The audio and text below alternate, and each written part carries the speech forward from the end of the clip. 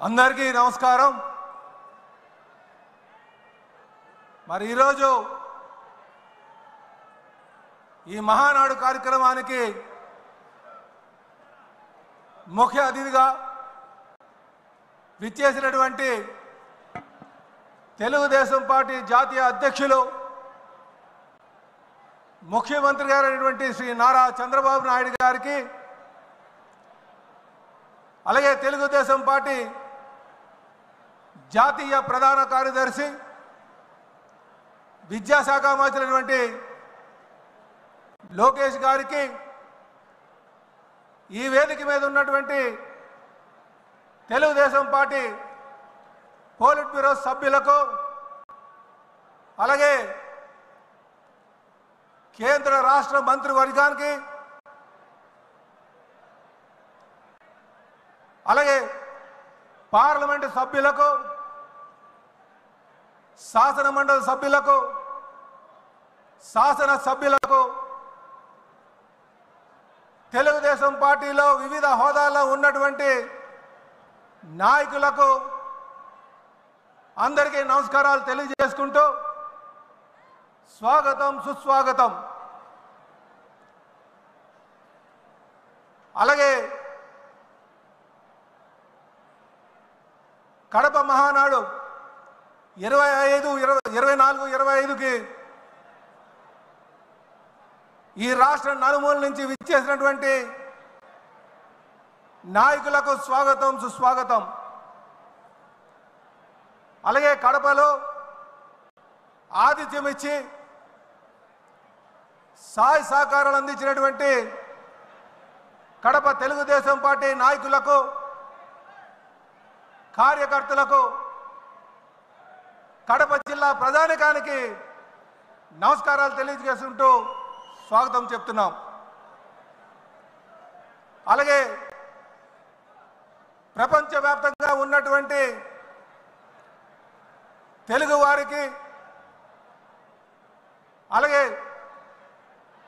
ఆంధ్ర ప్రజానికానికి నా నమస్కారాలు తెలియజేసుకుంటున్నా। ఈరోజు ఈ మహానాడులో నా అనుభవంగానే చూసుకుంటే, నేను మొట్టమొదటిసారిగా ఒక కార్యకర్తగా మహానాడుకు రావడం జరిగింది। ఆ తర్వాత గాజువాక ప్రజానికం ఆశీర్వాదంతో గాజువాక శాసనసభ్యుడిగా హాజరవడం జరిగింది। ఈరోజు తెలుగుదేశం పార్టీ రాష్ట్ర అధ్యక్షులుగా తెలుగుదేశం పార్టీ కుటుంబ సభ్యులతో పాల్గొనడానికి నాకు చాలా ఆనందంగా ఉంది। ఈ అవకాశం కల్పించినటువంటి తెలుగుదేశం పార్టీ జాతీయ అధ్యక్షులు ముఖ్యమంత్రి గారికి నా పాదాభివందనాలు తెలియజేస్తున్నా। అలాగే అనుక్షణం భుజం తట్టి నేనున్నాను, ముందుకు వెళ్ళు అని చెప్పేసి సహకారం అందిస్తున్నటువంటి లోకేష్ బాబు గారికి నా ధన్యవాదాలు। అలాగే నేను వేసే ప్రతి అడుగులో తప్పటడుగు పడకుండా నడిపిస్తున్నటువంటి తెలుగుదేశం పార్టీ సీనియర్ నాయకులందరికీ కూడా నా ధన్యవాదాలు। ఈరోజు రాష్ట్ర అధ్యక్షులుగా మొదటి ప్రసంగం చేస్తున్నందుకు ఇది నా జీవితంలో మర్చిపోలేనటువంటి సంఘటన। ఇది నాకు వ్యక్తిగతంగా దొరికినటువంటి గౌరవం ఒకటే కాదు, ఇది పార్టీ సిద్ధాంతాలపై నమ్మకానికి ప్రతీక అని చెప్పి ఈ సందర్భంగా తెలియజేస్తున్నా। అంటే తెలుగుదేశం పార్టీ ఎవరైతే పార్టీ సిద్ధాంతాలకు అనుగుణంగా ఉంటారో వారు ఉన్నతమైన స్థాయికి పార్టీలో దక్కుతుందనడానికి ఇది ఒక నిదర్శనం అని చెప్పి ఈ సందర్భంగా తెలియజేస్తూ, ఇది నా పూర్వజన్మ సుకృతంగా భావిస్తున్నా। సోదరులారా, కడపలో మహానాడు పెడదామంటే చాలామంది నాయకులు ఎన్నో సందేహాలు చెప్పారు. ఇక్కడికి వస్తే సభను నడపనివ్వరని, ప్రజలు సహకారం అందించరని, దౌర్జన్యాలు చేస్తారని ఇలాగ ఎన్నో అపోహలు పెట్టారు. కానీ ఈరోజు ఇక్కడికి వచ్చిన తర్వాత కడప ప్రజలు ఇచ్చినటువంటి సహకారం, తెలుగుదేశం పార్టీ నాయకులు ఇచ్చినటువంటి తోడ్పాటు నిజంగా చాలా అద్భుతం అని చెప్పి ఈ సందర్భంగా తెలియజేస్తున్నాం. ఈరోజు ఈ మహానాడు వేదికగా కడప యొక్క ఖ్యాతిని ప్రపంచ తెలుగు వారికి అందరికీ కూడా ప్రపంచానికే తెలియజేస్తున్నామని చెప్పి ఈ సందర్భంగా తెలియజేస్తున్నాం. ఈరోజు ఈ మహానాడు కోసం మాట్లాడుకుంటే కీర్తిశేషులు నందమూరి తారక రామారావు గారు తెలుగుదేశం పార్టీ 1982లో స్థాపించి 8 నెలల్లోనే ముఖ్యమంత్రి పదవిని అధిరోహించి 1983 మే 26, 27, 28న విజయవాడలో జరుపుకున్నాం. ఆ రోజు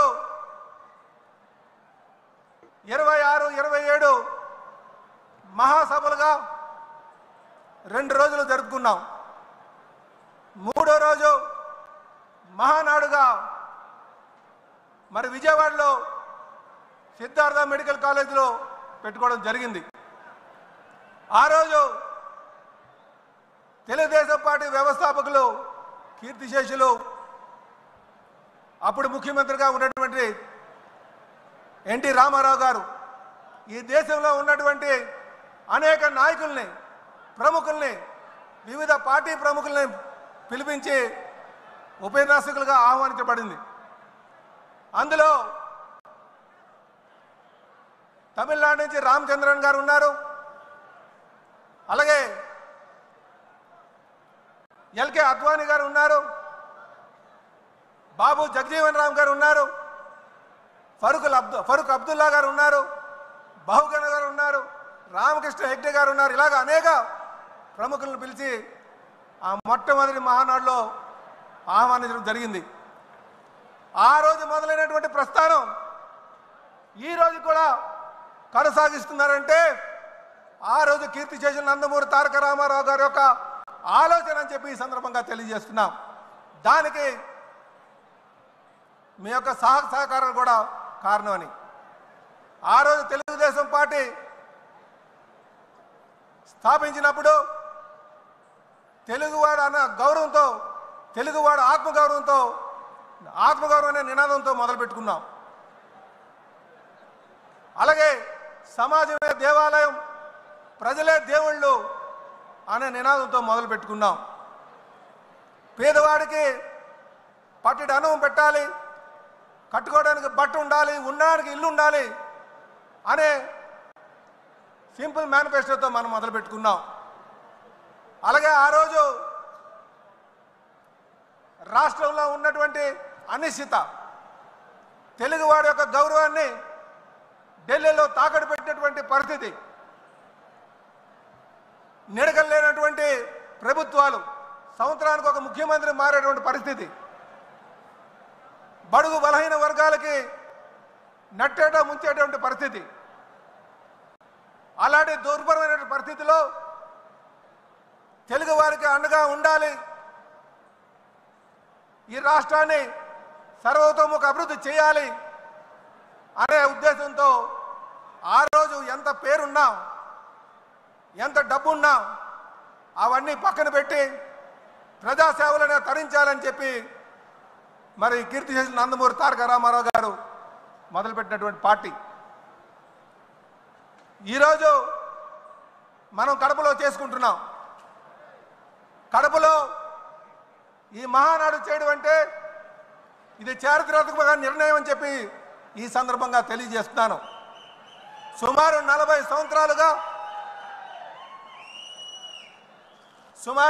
సంవత్సరాలుగా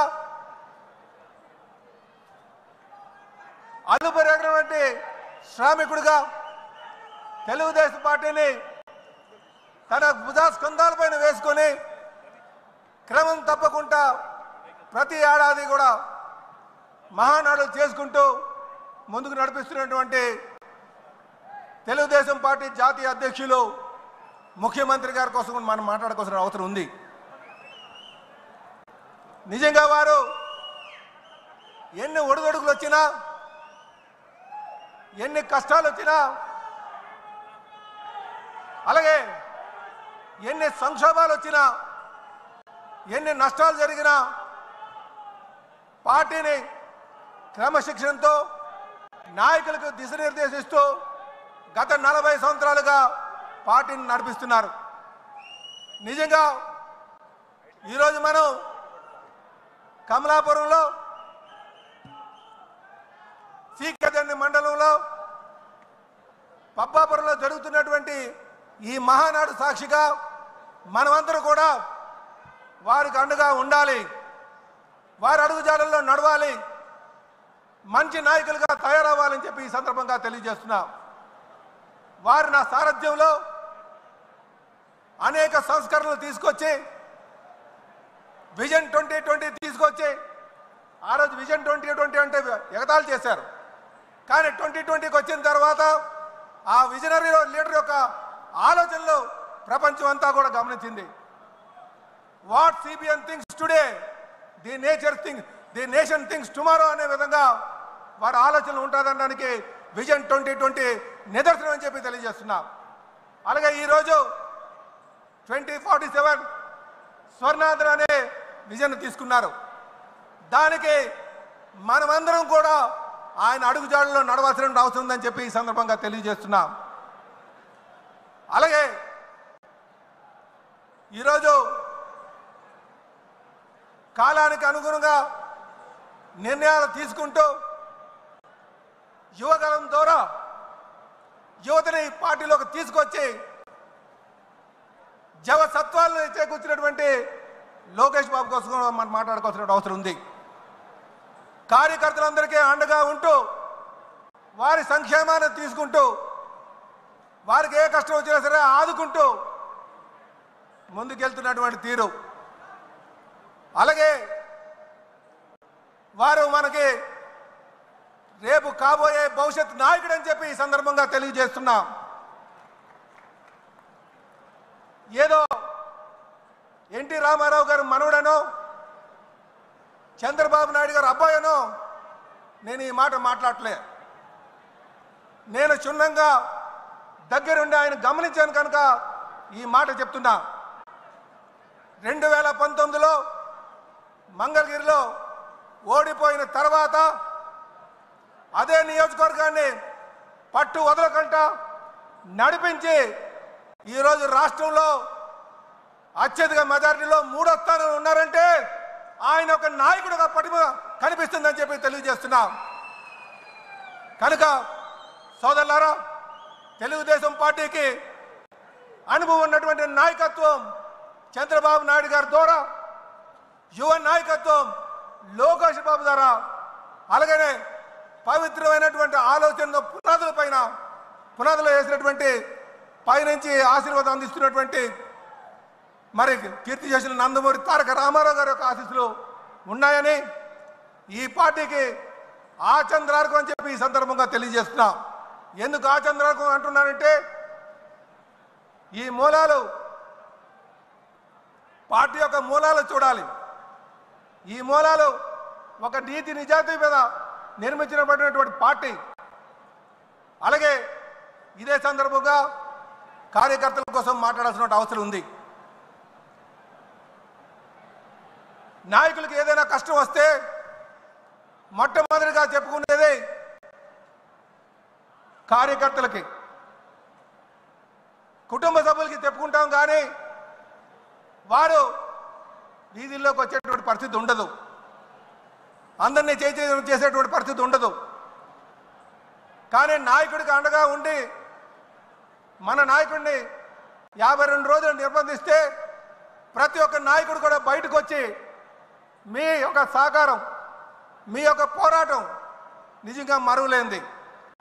అందుకే ఏ నాయకుడికైనా సరే మీరు అందించేటువంటి సహాయ సహకారాలే మీ యొక్క తోడ్పాటే చాలా ముఖ్యమని చెప్పి తెలియజేస్తున్నాను. ఆ రోజు మన నాయకుడిని అన్యాయంగా నిర్బంధించినప్పుడు మీరు చూపించినటువంటి చొరవకి మీ అందరికీ కూడా చేతులెట్టి నమస్కరిస్తున్నాను. అలాగే మనం ఈరోజు ఈ మహానాడు ద్వారా ఇదేదో కేవలం సభ కాదు, ఈ సభ ద్వారా ఈ రాష్ట్రానికి దశ దిశ నిర్దేశించేటువంటి తీర్మానాలు చేయబోతున్నాం. కనుక ప్రతి నాయకుడు కూడా ఒక నాయకుడిగా ఎదగాలంటే ఎటువంటి ఆలోచనలు చేయాలన్నది ఇక్కడి నుంచి తెలుసుకోవాల్సినటువంటి అవసరం ఉంది. తెలుగుదేశం పార్టీ అనేక నాయకులను తయారు చేసి అందించినటువంటి తీరు, అలాగే బడుగు బలహీన వర్గాలందరినీ కూడా రాజకీయ అవకాశాలు కల్పించినటువంటి తీరు. కనుక నాయకులు అన్నవారు, కార్యకర్తలు అన్నవారు పార్టీలో ఉన్నారెప్పుడు ఆర్థిక ఉపేక్ష కాకుండా కేవలం ప్రజల యొక్క సంక్షేమాన్ని దృష్టిలో పెట్టుకొని సమాజ స్థాపన కోసం అందరూ కూడా కృషి చేయాలని చెప్పి ఈ సందర్భంగా తెలియజేస్తున్నాం. అలాగే మనం అధికారంకి వచ్చాం, అందరికీ సముచిత స్థానం ఇవ్వలేకపోవచ్చు, అంత మాత్రాన అలిగి కూర్చోడానికి వీలు లేదు. మనం ఏమాత్రం కూడా ఎమరపాటుతో ఉంటే కాలకేయుల్లాగా వాళ్ళు చూస్తున్నారు. గత 5 సంవత్సరాలుగా ఈ రాష్ట్రాన్ని దోచుకున్నటువంటి వారికి మనం బుద్ధి చెప్పాలి అంటే 2029కి మళ్ళీ మనం అధికారికి రావాల్సిన అవసరం ఉంది. మీ యొక్క సహాయ సహకారాలు అందించాల్సిన అవసరం ఉందని చెప్పి తెలియజేస్తూ నాకు ఈ అవకాశం ఇచ్చి ఈ అద్భుతమైనటువంటి వేదిక మీద మాట్లాడే అవకాశం ఇచ్చినటువంటి మన రాష్ట్ర ముఖ్యమంత్రి వర్యులకి మరొక మారు నేను ధన్యవాదాలు తెలియజేస్తూ, నాయకులందరికీ కూడా ధన్యవాదాలు తెలియజేస్తూ సెలవు తీసుకున్నాను. జై తెలుగుదేశం, జై తెలుగుదేశం, జై తెలుగుదేశం. అమర్ రహే ఎన్టీఆర్, అమర్ రహే ఎన్టీఆర్. నారా చంద్రబాబు గారి నాయకత్వం, నారా చంద్రబాబు గారి నాయకత్వం, నారా చంద్రబాబు గారి నాయకత్వం, యువ నాయకులు లోకేష్ గారి నాయకత్వం, యువ నాయకులు లోకేష్ గారి నాయకత్వం. జై హింద్.